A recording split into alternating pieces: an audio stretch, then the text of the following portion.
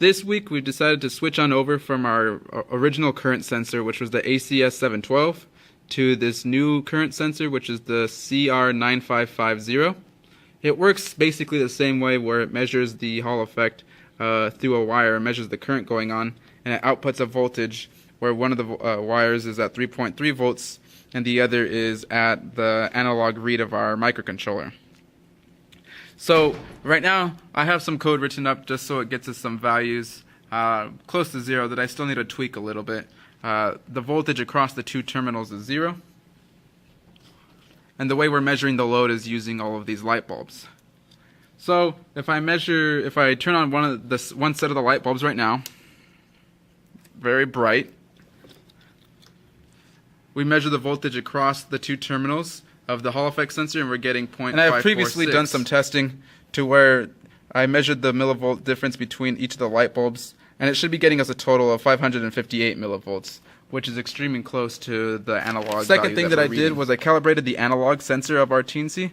It was supposed to be rated for 3.3 volts, however it was off. It was giving us a weird digital value. So just with a little bit of testing, I found out that the max it accepts is actually 3.26 volts rather than 3.3 The next thing that I worked on this week was being able to have a backup battery system in case our main power ever went off. The way I'm doing this is using a relay. How this works is that if the 5 volts ever goes off, then the relay will switch from the power there to the backup battery power. During this switching time, to make sure that our components don't turn off, I've installed a capacitor. To show an example, our Teensy right now is powering up an LED. If we were to disconnect our main power, which is the transformer going to the power outlet, then this LED would not falter or blink at all. So just testing it on over, you'll hear a small clicking sound. That clicking sound is the relay. We'll listen to it again. That's the sound of it switching on over. And we've tested this already using Bluetooth. All of our components still stay alive. The capacitors, the reason why I'm using all of these in parallel, it's actually 8 different capacitors, all 1,000 microfarads. I calculated this value using this equation here on top. We knew our system was going to be drawing 50 milliamps. I was overestimating at 200 milliamps, and we needed a maximum of 20 milliseconds, which is the max time that it will take to switch the relay. Doing some different calculations, I got down to 6.6 microfarads.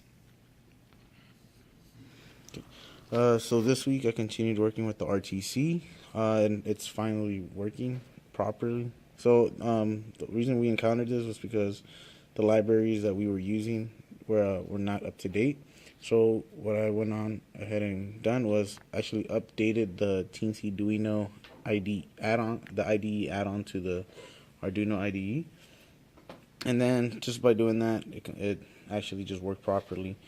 And now what I'm going to do is just show that I could, as I'm taking in values, I will be displaying the time. So to show, I'll press 1 to send a signal to start taking in values.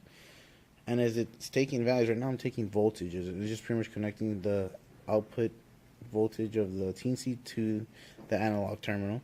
And right now it's just showing 3.3 volts. And you can see that it has time, which is 18:8:10. So it's pretty much right now it's 6 o'clock and 8 minutes. And it's pretty accurate. It's like only about 6 seconds off, because right now the time on computers are going 6 hours and 8 minutes. Yeah.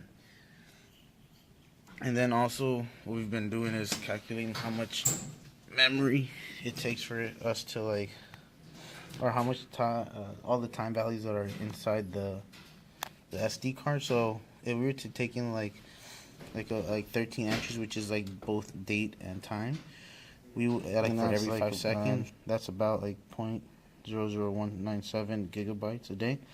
And right now the total memory we have is like 8 gigs, so we could store a lot of memory. So we'll be able to store all our time, date, as well as our current and voltage.